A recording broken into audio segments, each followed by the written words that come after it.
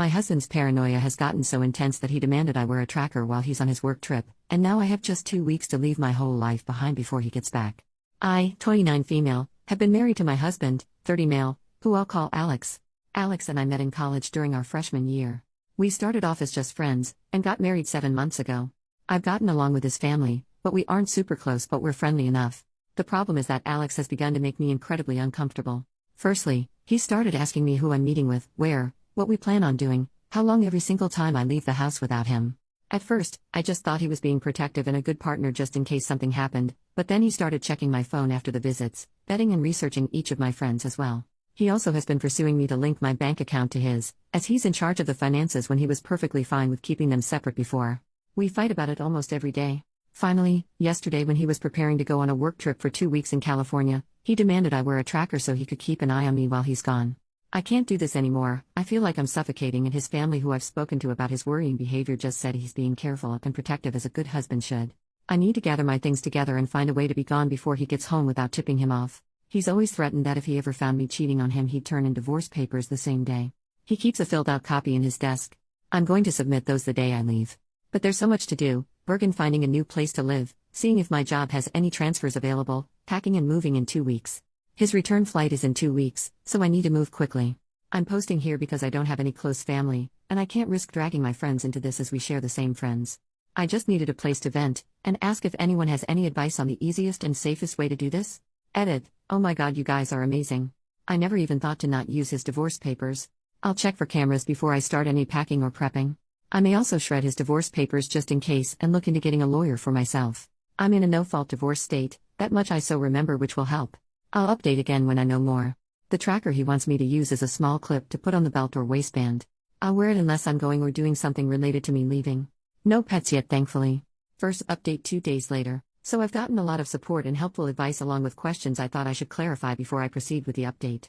Some ask why I'd be hiding things from Alex regarding going out and who I'm meeting with. I don't, and I have nothing to hide. However, when he begins to then double-check everything I tell him with the other people there, right down to each person I talked to and what I said. Did I send any text messages? Did I order food? How much did I eat? That's when it started to feel like I was slowly being pushed into a corner. It didn't start that bad, but gradually grew worse over time. All of the Reddit subs my in-laws' families are part of are related to gardening and DIY, so I highly doubt they'll see this. If so, by the time they do, I'll hopefully be gone. I talked to my job and explained things to my manager. And they promised to look into openings in other states to see if they could get me into one. They'll have an update on that in 3 days. I trust that my bank account is secured, considering he's tried to get into it before and failed. I found one camera in the kitchen, another in the living room, and one in our bedroom. As such, I've left them in place for now and done all other planning, in the bathroom pretending I'm taking a bath. I'm honestly staying away from the domestic violence services as my sister-in-law is unfortunately higher up in those, considering she volunteers there, and I have a feeling if I did show up there, they would know in a heartbeat. I can't look for apartments until I get the update from my work, but either or, I'm still going to be leaving the state. The day before I do, I will be changing my number carrier and wiping my laptop and all of his electronics before I do. I've met with 2 lawyers so far and had them look over the paperwork. My husband had prepared and both said that it did have some clauses in it that could have caused me some trouble down the line. What alarmed all of us closed the fact that several of those clauses dealt with future children, and not as a hypothetical. Like several here suggested, I have a feeling he fully intended on getting me pregnant to keep me trapped and tied to him. There are 3 other locations my job could send me to, and I have. As a precaution, I begun looking into all 3 cities and housing in the areas. Just in case one of those, this is the one they send me to. Even if they don't have an opening that they can push me into, then I will just have to quit, move and figure things out on my own. I have enough money to live and survive for a few months until I can pick up another job. Unfortunately, all of our friends are mutuals and would likely be unaware of the consequences of saying or sharing anything I do or say with my husband. I don't have any surviving close family, and obviously my in-laws are not a good resource to rely on. I am on my own, unfortunately, other than the wonderful bonds I've begun to make here. I will update again if I get more information or something else happens. Otherwise, I'll update when my work gets back to me. I do plan on leaving before he returns, though, just to make sure that I'm not anywhere near here at that time. Second update 1 day later. Good news.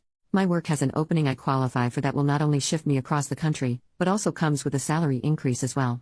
I've started telling my in-laws and friends that I'm planning a surprise outing for when my husband gets back for just the 2 of us. This way, people don't give me odd looks if they see me out and about.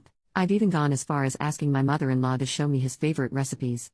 Meanwhile, I found a moving company that, while small, is willing to work in a storm. The reason is in 5 days, we're supposed to get hit with a large storm front. I plan to shut off the breaker and say we lost power if he asks, just as several people here suggested, and even sent him a short clip of the storm. I will have all of my stuff moved that afternoon, and I will be flying out once the weather has cleared enough to do so. I have a lawyer who will push my divorce through, and I filled out the necessary paperwork so that I don't have to be here for it. I'm not suing for assets or alimony, and I've shredded his divorce papers as well. I've set up a cheap payphone plan until this is all said and done, at which point I will find a new carrier, number, and phone. This one is being wiped and left behind. My laptop is provided by my work, and the IT department inspected it thoroughly and it was clean, thankfully. No other electronics aside from my laptop. New phone will be coming with me. If Alex needs to talk to me, he can do it through my lawyer. Not sure if anything else will happen. My fingers are crossed that he doesn't think anything's amiss until after I leave, and I'm not turning the breaker back on when I do. He can when he gets home.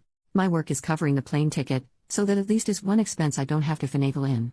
Third update 7 days later. It's been a busy week, but I've gotten so much done. Firstly, I am now out of the house and am currently in a hotel while I look for an apartment. It's a big city, bustling with people no matter where you look. We had a pretty bad storm system hit back home, that actually lasted 2 days. High winds, thunder, lightning, and even hail everywhere. I didn't take much from the house: my documents, clothes, and important sentimental items. I left all of the furniture and electronics behind. I cleaned the house top to bottom and took pictures on my phone so he couldn't claim I damaged anything when I left. My lawyer has already started divorce proceedings, and my husband will be served on the 8th. His plane is due to land early morning, and the sheriff will be there at the house waiting for him. He is very much about public appearances and reputation. My lawyer will be calling him as well to inform him that I am more than willing to air out everything to the public about his actions if it means securing my freedom from him. I will go to court as long as I must to get this pushed through. I haven't told our friends or his in-laws yet. I will do that while he is on the flight to prevent him from getting wind of it before he's handed the divorce papers. I will be calling around and explaining why we're getting divorced, to try and prevent him from twisting this into somehow being my fault. I don't want him trying to claim I had an affair or something, so I want to get the truth out before he can twist this. I'm doing okay. I'm tired, but yet I feel almost jittery and off-kilter. I keep looking over my shoulder and monitoring what I say even when I don't really need to anymore. Hopefully that will fade soon. My work is covering the cost of the hotel, and I'm working on getting my other things in order. I also need to find a new GP as I want to get a full test just to make sure everything is okay. I don't know when my next update will be, probably when the divorce papers are filed or if we have to go to court to push them through. I will try to keep my head up, but it feels like I'm in a whirlwind or something with so many things to do and think about. I kinda thought it would be easier once I got out of the house, but while the fear is smaller, somehow the number of tasks only seems to have grown. Fourth update 7 days later. Sorry I haven't updated for a while. Things got hectic and a bit chaotic, honestly. Firstly, I'm working on getting an apartment still and have applications in at 3 different places and will hopefully hear back from them soon. I'm still going into work here at the new location, so I don't have to worry about burning through my emergency savings completely. I've gotten a lot of emails from Alex, his family, and our old friend group asking question after question. I have only sent one return email to Alex, explaining that I don't believe we are truly compatible, and it is best we separate now. That his treatment of me when I'd done nothing to deserve as such was just as much of a deal breaker as cheating was for him. I ended the email with the statement that I would not be contacting him further, and anything else he needed to pass on to me or vice versa would be done through my lawyer. For his family and friends, I just typed up one email outlining everything that had happened and why I left. I told them I wished them no ill will, but that such treatment of his wife and partner was not acceptable. That should Alex get remarried in the future, I wish they would help support both partners and not just Alex. Alex, from what my lawyer told me, was livid when he was served. The sheriff actually ended up booking him for assault on an officer and menacing due to the threats he was shouting. His father bailed him out in a few hours, but with the testimony of the sheriff, my lawyer believes I have a very good chance at getting a restraining order. Alex, upon returning to the house, apparently lost his temper again, breaking the dining table into pieces as well as the TV, and putting several holes in the walls. At least that's what one of the emails from one of our friends reported, as Alex called him to help him clean up the mess. My lawyer already has pictures of the house I took, with timestamps as evidence nothing had been damaged by me. My friend reported that Alex tried to claim I'd been the one to trash the house, but the holes in the wall were at head height. Alex is 6 feet 3 inches, and I'm 5 feet 4 inches, so he knew that was false. Either way, taking the pictures definitely will help me, so again thank you everyone here for the advice, because I never would have thought of that on my own. My work won't share details of where I am, as I do work with some higher-end clientele who value security, and that information won't be gossiped about. And no, I'm not some escort. I deal with contracts, notary, and business management. As such, even if Alex tried to use my work to find me, he wouldn't succeed. Fifth update 12 days later. It's been a little bit, and I thought I'd answer some questions before giving my update. It may be a while after this until things change. Firstly, no, I didn't bring my car. The public transport here is good enough to use without needing one. I have secured an apartment, and the building has good security. You need a key card to enter, and there is a security guard at a desk right by the entrance to the building. As part of my contract, I gave them a photo of Alex and his family so that even in the off chance they do find me, they won't be let in. The responses I got from the emails varied. His family said I was overreacting, and that I owe Alex an apology for the problems this has caused him. The pending criminal charges puts him at risk of losing his job if he's convicted. Alex sent a long email, apologizing and pleading for me to come home. He said he was worried for me, that he is willing to go to therapy if it will appease me. He wants us to remain together, and he didn't think leaving was an appropriate response to his genuine concern and worry for my health and safety. The friends gave somewhat lacking replies, saying that they didn't think Alex was ever going to hurt me and that I shouldn't be letting my imagination run away wild. As much as I want to say I was surprised by the lack of support, I'm honestly not. He intends to fight the divorce. I'm letting my lawyer handle it, and I'm also pursuing a protective order as well. Once I got approved for my apartment, I also froze my credit. I've changed my phone carrier and number, as well as making sure none of my documents list Alex as next of kin or POA. Some have asked why I was so paranoid about Alex and his possible future actions. The answer for that actually is somewhat simple: my grandmother. I love that woman to bits.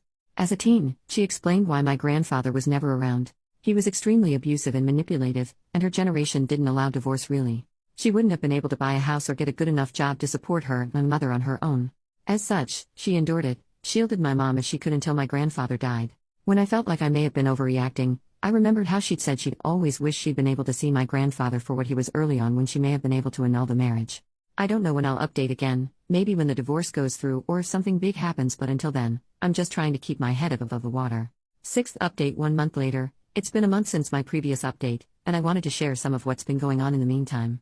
The divorce is proceeding, but even though I don't need him to agree, and he's not, it means I have to go through the courts to get it approved. As such, it could be upwards of 6 months to push it through even though I'm filing without attempting to claim property, alimony or compensation. I just want a clean break and separation.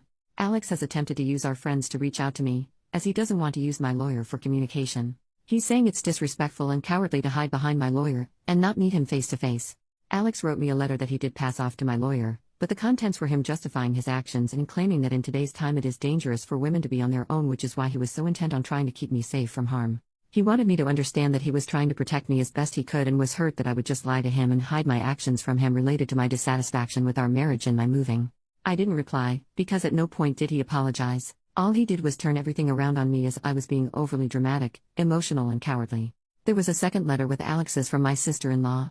Her letter was honestly disturbing and completely justified my misgivings regarding approaching her in any kind of professional capacity. She spent 5 paragraphs detailing how a real abusive relationship looked like and that Alex was the furthest thing from abusive. The details she included were all related to financial abuse and physical abuse. Nothing like what Alex had been doing.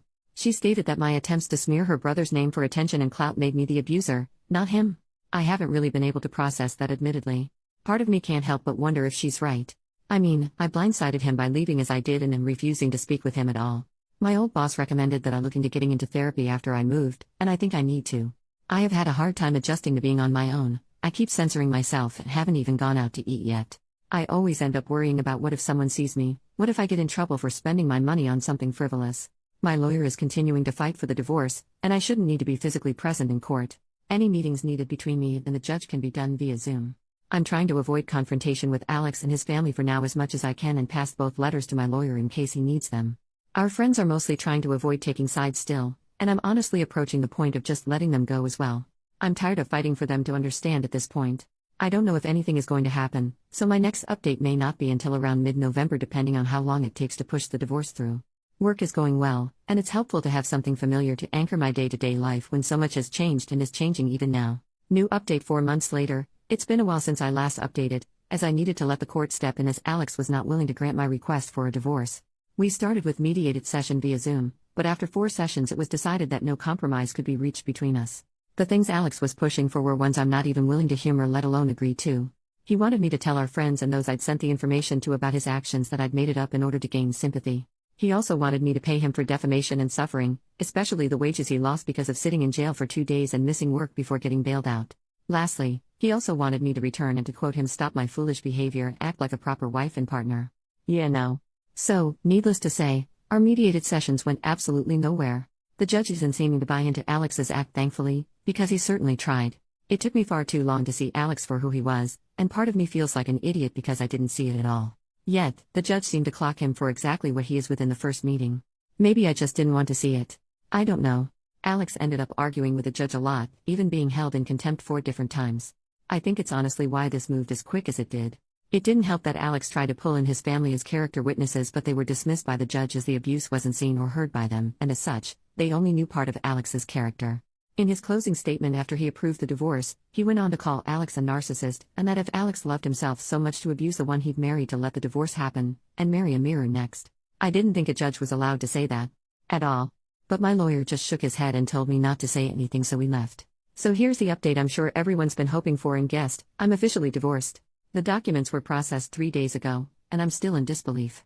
I have no contact with Alex any longer, nor do I want any. I'm not going to give our friends my new contact information.